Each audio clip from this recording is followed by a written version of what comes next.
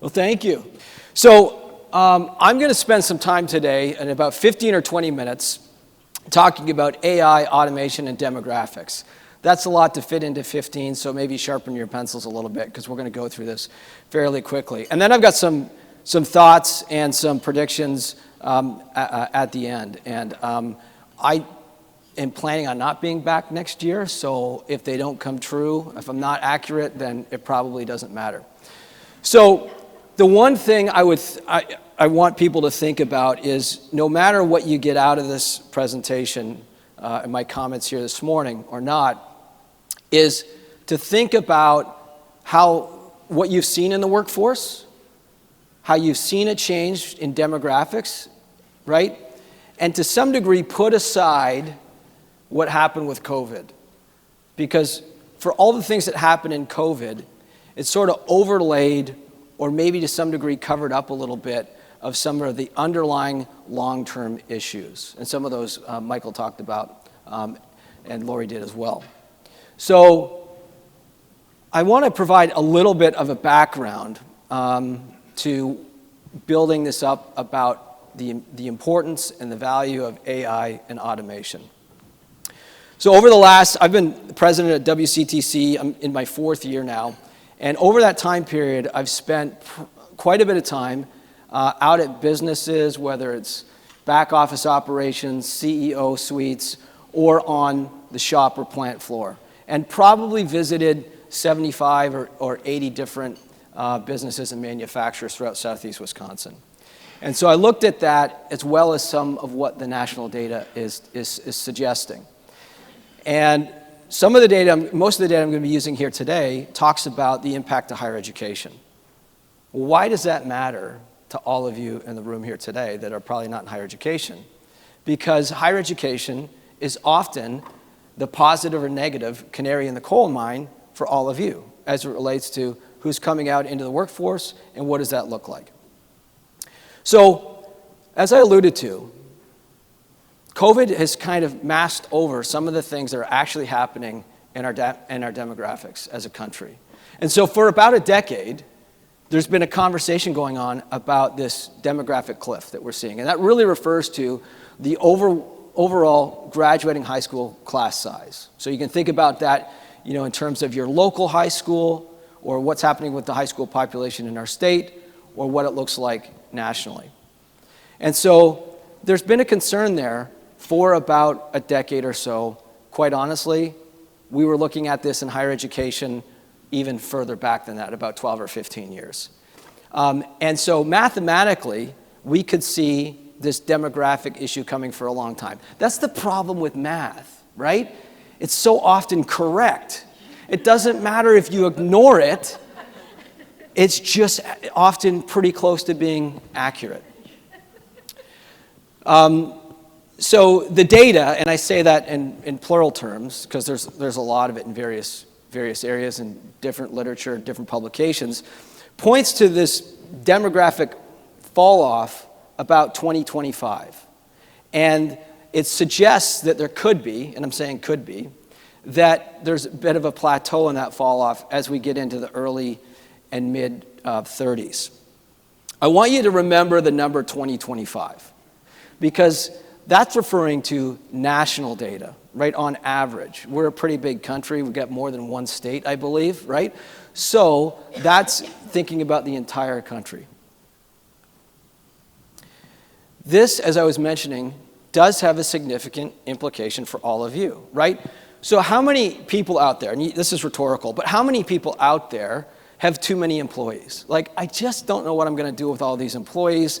I got to start creating more positions because I got a line at the door, right? That is unlikely. And I asked that rhetorically because I didn't want the one person in the room who actually had a lot of employees to put up their hand and face the criticism from all our dear friends and colleagues in the room here today. But what we know in higher education is that the number of students available over the next decade is significantly less than it has been over time. And this is a national issue. So you remember the good old days where if there were an issue locally, you could go to a different county or a different state and find lots of employees. There are some areas of the country that are going to see a little bit of growth. And there are some areas of the country, which I'm sure Aaron will probably talk about a little bit, that still have a younger population. But over the course of time, we're going to see that population decline naturally. Now, I will say this, and I want to thank Michael for bringing this up.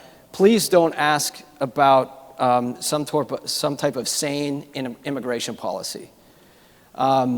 We looked at that with the Waukesha County Business Alliance about could we incorporate some type of local immigration to help us out, and we very, very quickly ran from that idea.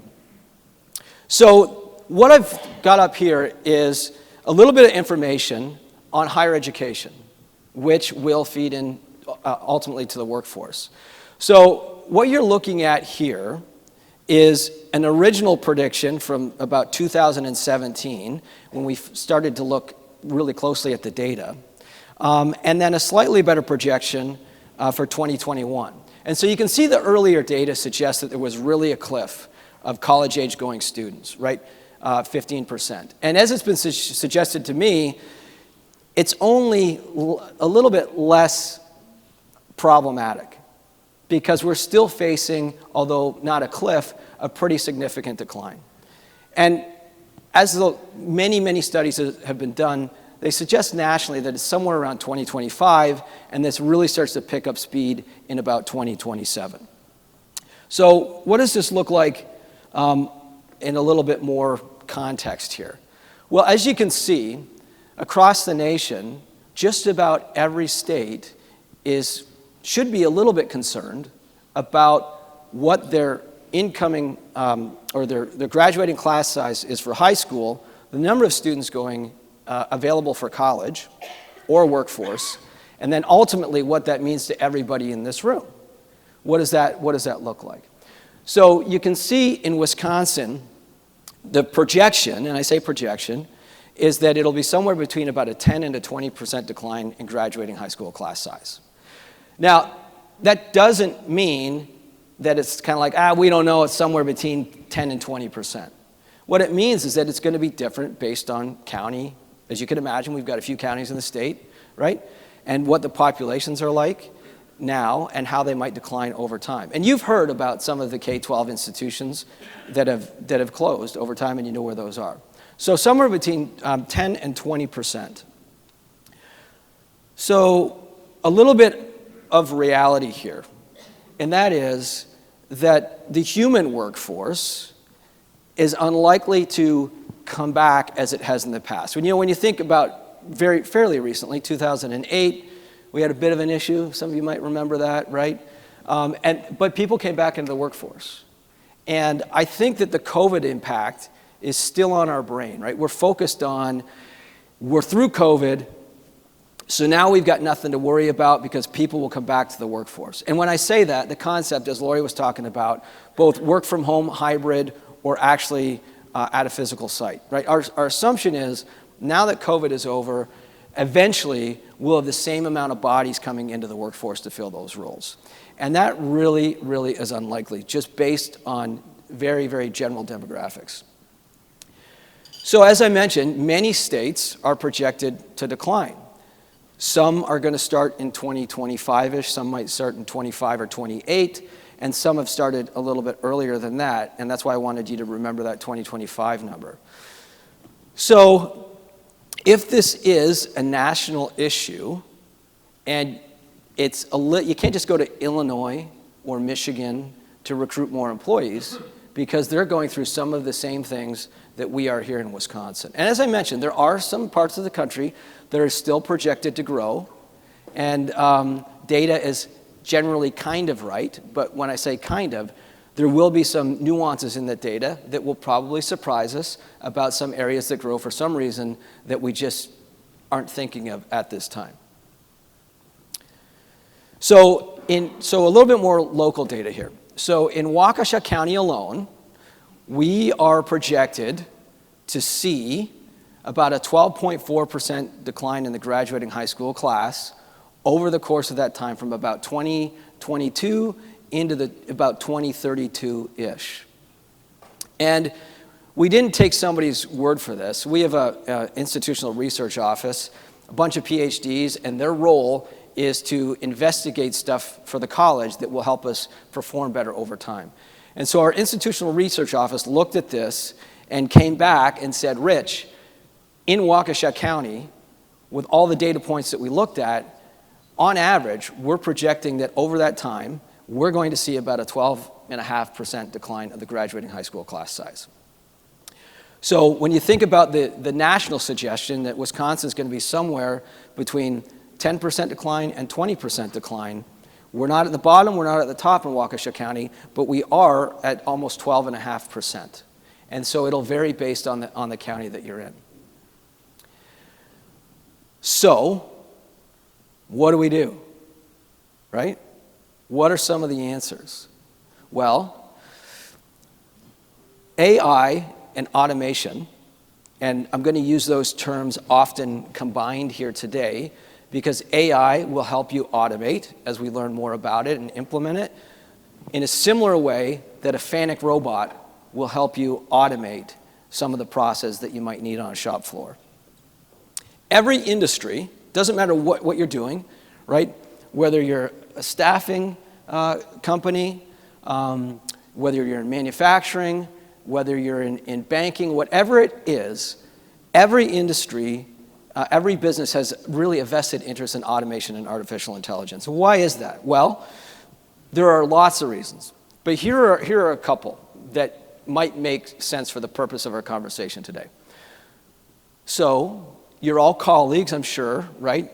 I know a lot of this people in this room know each other pretty well. You've been working beside each other as companies, some competitors, some not. But what we've seen over time, and as I've been talking with employers in southeastern Wisconsin, is that you're all competing for the same employee pool. And as Lori was saying, it's not as if we're going to see those numbers increase over time because the demographics are what they are. So my suggestion to the manufacturers and businesses in Waukesha County and the Waukesha County Business Alliance was, we need to do something to help people automate who can automate, right? For those things that we can automate, we should start thinking about it because that improves the workforce for everybody.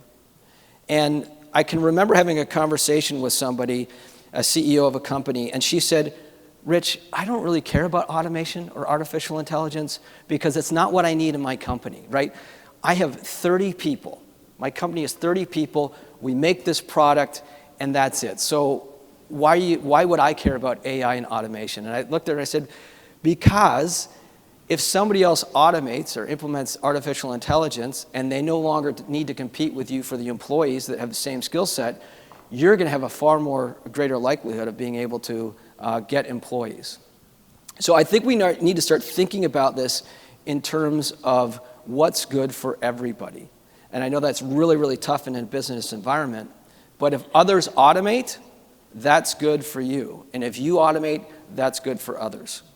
And it could be, when we say automation, right, you automatically think about some robot taking off your head.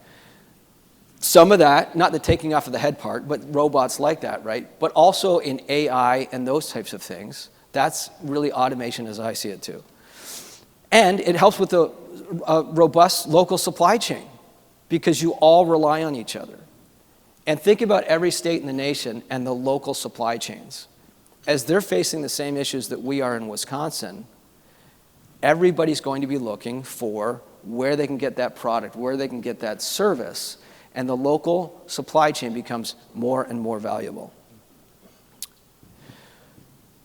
As we're looking outwardly, and we see this real drop-off at about 2027, it is imperative that businesses, doesn't matter what your business is, and industry, start thinking about how can this company, how can this organization, no matter how large or small, automate some of the simple processes, whether it's using software, basic AI, conventional AI, or if it's in manufacturing, what are some of the things that we can do to help with that?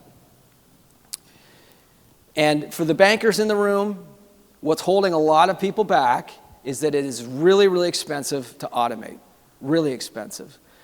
People can get a loan for the robot, but they can't get the financing for the installation, the training, and all the things that might go around it. So that's something I think that is a bit of a barrier and we'll need to consider as we move along. So small and medium-sized businesses are probably at risk first because they have a limited ability to automate.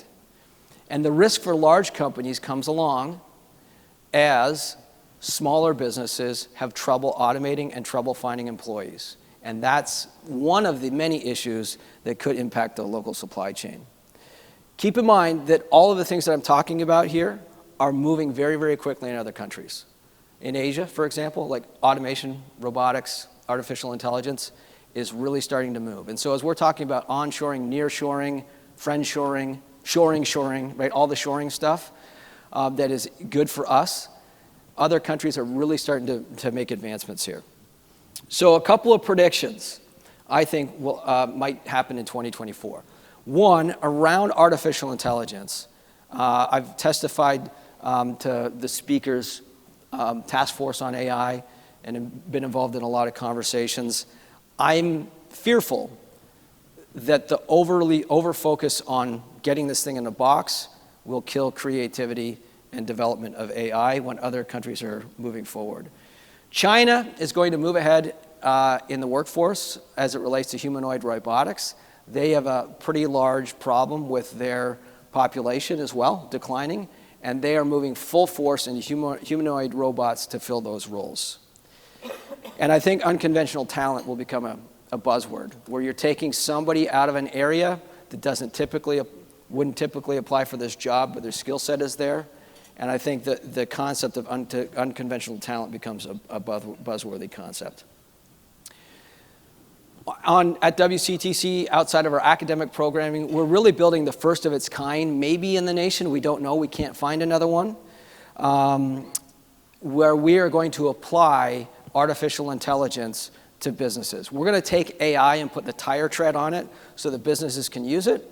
We're also going to start the first of its kind in this lab incubator accelerator to start up companies in AI that don't exist yet. And we think that probably entirely new industries that don't exist will branch off of those things as well. So those are just a few things that I think maybe folks should consider as we move forward over the next year or so, and to be thinking about how do we improve what we're doing over the long term. And that math thing I talked about that typically shows you where we're going is real. The demographics have changed, but as Michael was saying, technology is advanced in a way where we can really mitigate this if we do it in sort of a succinct and very careful and strategic manner. So I want to thank you very, very much. It's great to spend a few minutes with you all today, and have a great rest of your day.